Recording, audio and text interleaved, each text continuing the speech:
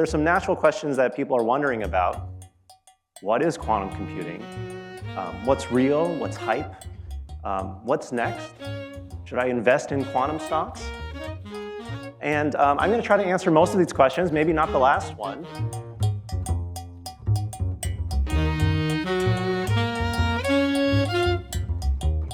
Good morning, everyone. Thanks so much for having me here. So as Matt mentioned, I'm a faculty member in computer science here at Columbia, and my field of research is in theoretical quantum computing. And for me, it's been an extremely interesting academic journey. So I started grad school about 15 years ago, and then quantum computing was just a niche, esoteric area of science. But fast forward to today, and now when I get in an Uber ride or I get on a plane, people around me know about quantum computing and they'll tell me about it, which is very exciting. And part of the reason for this heightened awareness of quantum computing is due to it being in the media. And I'm sure many of you are familiar with breathless headlines like the following, 9 ways quantum computing will change everything. Microsoft recently announced a breakthrough quantum computer. They've discovered a new state of matter. There's a New York Times bestseller that explains quantum computing to everyone. And obviously a lot of people are wondering what will these tariffs do for quantum computing stocks. With all this, there's some natural questions that people are wondering about. What is quantum computing? What's real? What's hype? What's next? Should I invest in quantum stocks? And I'm going to try to answer most of these questions, maybe not the last one. You'll have to decide for yourself. Hopefully you'll come away from this talk with a little bit more insight into what quantum computing is about and how to think about it. So first, what is quantum computing? And this is sort of borrowed from my Quantum Computing 101 that I teach at Columbia. And don't worry, you won't need a background in quantum physics to understand what I'm going to explain. So to explain this, I first should talk about classical computing. And classical computers basically describe all the computers that we use today, everything ranging from our cell phones to the laptops that we have, to the biggest supercomputers that our national labs and government agencies and companies use. Okay. These classical computers can get very complicated. They're amazing devices. But at their very core, they operate based on manipulating something called bits. So bits are the simplest unit of information. They're either on or off. And basically, all of classical computing is just manipulating huge volumes of bits very quickly, just turning them on and off. And that's what led to the digital revolution that we have today. So, all the physics that is needed to describe all of classical computing could have been understood by Isaac Newton 400 years ago. Classical physics can describe basically all of information processing. But today, we know that classical physics is not the ultimate theory of physics. We know that there's something called quantum physics, which is a more fundamental theory that describes how our universe works. So we live in a quantum universe. This is Richard Feynman. He's the Nobel Prize-winning physicist. He's one of the first people to really come up with this idea of quantum computing. And his insight was, he realized that we do live in a quantum universe. And quantum mechanics is famously an extremely weird theory, very counterintuitive. I mean, it tells us that, cats can be alive and dead at the same time. Things can be both a wave and a particle. There's this thing called the uncertainty principle, which says that you can never truly know where you are and how fast you're going at exactly the same time. There's things like quantum entanglement. So there's all this weird stuff that apparently our universe is capable of doing. And Richard Feynman asked, is it possible for computers to exploit this weirdness in ways that are useful? And so that's led to the idea of the quantum computer. It's a type of computer that's based on processing not bits, but something called quantum bits, or qubits. And they're supposed to take advantage of the laws and weirdness of quantum physics instead of classical physics. So let me give you a little bit of intuition about what makes quantum computers and qubits different from classical bits. So we can think of a quantum bit, in your head, just think of it as sort of a box, okay? This mysterious box. And if you open the box, you see a classical bit. So you open the box, you see a 1 or a 0. But let's say you don't open the box. Quantum physics says that the way we should think about the state of this box is that it can be in a quantum superposition of 0 and 1 at the same time. What does that mean? Mathematically, the state of a qubit is described by two numbers called amplitudes. And you should think of them as some kind of weird quantum probability, which can be both positive and negative. Okay? And so, for example, a qubit can have a quantum probability of being a plus half chance of being in the state 0 and a minus half chance of being in the state 1. Now, this is like absolutely mind-boggling, because what does it mean to say, we all know what it means to say that, there's 50% chance of rain tomorrow, but what does it mean to have a minus 50% chance of rain tomorrow, right? That's something that quantum physics says is possible. So, okay, so these qubits, these quantum boxes, there's some quantum probabilities inside, but unfortunately, we can't directly observe them. Whenever you open the box or you make an observation, you just see a classical bit, and all these quantum probabilities collapse into our normal notions of classical probability. So the power of quantum computing, starts from there. You have these weird quantum probabilities that can be positive or negative, but the power only really kicks in when you put many of these qubits together. And so if you have n qubits, the quantum probabilities that can arise get extremely complicated. To fully describe, the state of n qubits, you need 2 to the n, or an exponential number of amplitudes to describe them. So the sum is way more than the whole is way more than the sum of its parts. And just to give you some, concrete grounding, imagine that you just had 300 qubits, okay? Not a lot. To fully describe them, you would need to write down more numbers than there are atoms in the entire visible universe, okay? So these qubits are, have enormous complexity hidden inside of them. So that's quantum computing in a nutshell. What can a quantum computer do? So the most important application of quantum computing that we know of today is to simulate quantum physics. Now, this sounds a little bit like tautological. Okay, I'm building a quantum computer to simulate quantum physics. Like, why are we excited about that?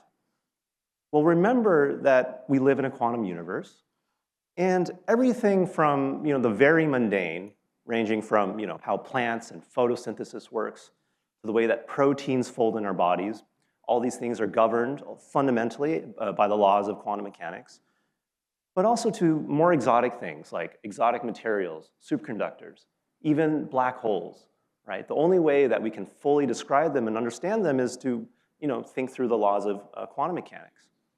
So if we really want to understand how things work at their most fundamental level, we have to think in terms of quantum physics, and classical computers have an enormously hard time simulating these things. Okay? And this is actually what led Feynman to try to think up of a quantum computer, because he wanted to simulate quantum physics. Now let me give you a concrete example for why simulating quantum physics would be really useful. So here's an example of a chemical process. This is one of the most important industrial processes in the world today. This is called the Haber process. It's used to do nitrogen fixation. And it's basically the chemical process used to make fertilizer, also explosives. And it's such a big industrial process that it consumes over 1% of the entire world's energy output. Okay? So obviously there's tons of energy, tons of money being put into this. And this Haber process has been around for over 100 years. And despite it being such an important and fundamental thing that we use in industry today, we don't understand everything we want to know about it. And in fact, there's tons of supercomputing time that these chemical companies and will use to try to optimize this chemical process, to try to just eke out just a small percentage of efficiency gains in this chemical process. And so it's believed that quantum computers have the potential to help with improving this chemical process. For example, discovering enhanced catalysts to lower the energy that you need to run this really useful chemistry. If you also think about other places that people spend a lot of computing power to try to understand, I mean, everywhere in industry, people try to design new materials, they try to simulate chemistry, they try to find new drugs. All of this is very, very difficult for people to simulate. And it comes down to these things are fundamentally quantum mechanical, and classical computers are just not equipped to process through these things. So this is probably, as far as we understand today, one of the biggest application areas of quantum computers.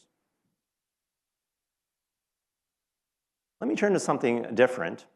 And here's a very simple math question. I know it's early in the morning, but so let's say I give you two numbers, P and Q, 15904, 93502, and let's say I ask you to multiply these two numbers together. Everyone can, you know how to do this on paper, right? It might take you a few minutes. For me, it'd probably take me like 10 minutes or so. But you work through the math and you arrive at this answer. P times Q is equal to this, 10-digit number. Pretty easy, right? Imagine I gave you the reverse problem. Let's say I tell you that there's two numbers, P and Q, that when multiplied together give you 597, 680, 597. Can anyone tell me what P and Q are? Okay, it's a very good thing that no one rose their hand. So here's the answer. P is equal to 17449 and Q is equal to 34253. And I'm very happy that no one was able to quickly come up with the answer because the hardness of this problem underlies all of our internet security today. So when you browse the web, when you send your credit card number to Amazon, the reason that you hope it's secure or believe that it's secure is because this factoring problem, coming up with two numbers that multiply to a given one, is assumed to be difficult. So the most widely used encryption system used today is something known as the RSA encryption scheme. It's been around since the 1970s. And like I said, the basis for its security, the reason we believe that hackers or people can't read our emails, read our credit card numbers, is because of this assumption. But in 1994, a mathematician named Peter Shor came up with an algorithm that you could run on a quantum computer that could factor large numbers easily. That reverse problem that I just described to you could be easily solved if you could build a quantum computer. So the writing's been on the wall since 1994 that the basis for all of our internet security and the world digital economy is sort of resting on a very precarious assumption, right? We don't have large-scale quantum computers yet, but the moment they arrive, it seems like this RSA crypto system is in big trouble. And I'll talk about this a little more in a couple slides. Okay, so I gave you two examples of things that we believe quantum computers are good at and possibly useful for. And now I'm going to make a few public service announcements. So if you come away with anything from this talk, it's going to be a few myths and realities about quantum computing that I'm going to talk about. So here's the biggest myth and the biggest misconception about quantum computers. And it's very easy to get this from a lot of news and media articles that you get today, which is that quantum computers, the way that they work, is they speed up every possible algorithm you can have, and they speed up our computations exponentially because they can explore all solutions simultaneously. It's a very convenient way of explaining quantum computing, but unfortunately it's just false. Quantum computers don't work this way. The reality is a little more subtle and actually more interesting in my opinion. Quantum computers can solve certain types of problems.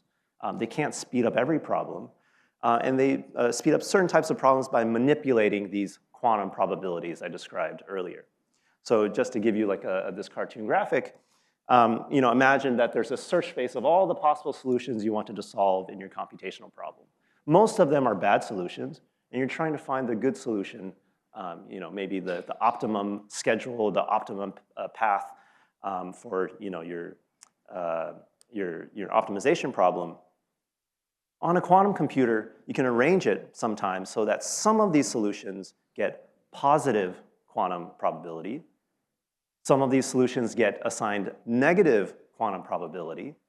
And what you're going to try to use the quantum computer to do is to try to get some of these probabilities to cancel out, right? That's the beauty of positive and negative numbers. When you add them up, you can get 0. And if you're lucky, if the conditions are just right, and this doesn't always happen, you can arrange it so that the bad solutions cancel themselves out, and you're just left with the good solutions. This is sort of the magic of quantum computing. But really the important caveat is that this cancellation, this magical cancellation, only works in very special cases.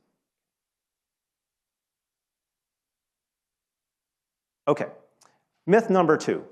Quantum computers will break all of internet security, right? This is sort of the worry that you might come away with given what I said a couple minutes earlier. The good news is that this is probably false, okay? And why is that? Well, it turns out that there are replacement quantum-resistant encryption schemes out there. And in fact, the federal government recently standardized some of these quantum-resistant ones. And in fact, it's already in our software systems today. So for example, the Google Chrome browser already has this quantum-resistant encryption scheme enabled by default. Okay? So the great thing is even if someone comes up with a quantum computer tomorrow, our internet communications are still secure, and we won't be caught with our pants down. And so that's some piece of good news. Here's another myth that is also easy to extract when you read these news articles, which are that quantum computers are right around the corner, and they're going to solve large-scale industrial problems within the next 5 years. So this is not so clear. But it is a very exciting time right now. So quantum computing, like I said, is making the jump from just being purely an academic field of study, being entirely theoretical, and it's made the leap into industry research and development labs. And many of the famous tech companies that we know and love, IBM, Amazon, Microsoft, Google, they all have significant quantum research efforts. And they've made a lot of really interesting progress. But I would say that it's very much still a long-term research endeavor. So what's the status of quantum computing today? It's very early days. There are many competing technological approaches. Different companies are betting on different horses. So Google, IBM, they're pursuing what are called superconducting qubits. And what they're trying to do is leverage a lot of the existing semiconductor silicon technology that we're really good at developing, and they're hoping that we can layer on quantum capabilities on top. There's another approach called neutral atom arrays, and the last couple of years this has sort of been the hot kid on the block. And these where you store, you use individual atoms to represent qubits, and you move these atoms around with lasers, and you have them talk to each other.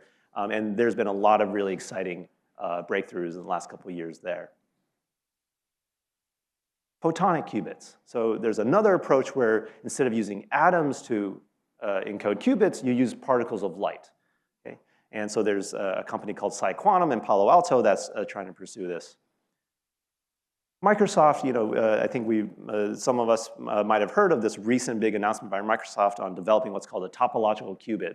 And this is something that I'm not going to try to go into, but it's very abstract. And it's also kind of unclear whether Microsoft's actually succeeded in developing this. But there are different approaches, and it's very, very far from clear which will be the best approach right now. So right now, different companies are trying different things, and it's going to be a matter of time to see which ones, if there's going to be a winner.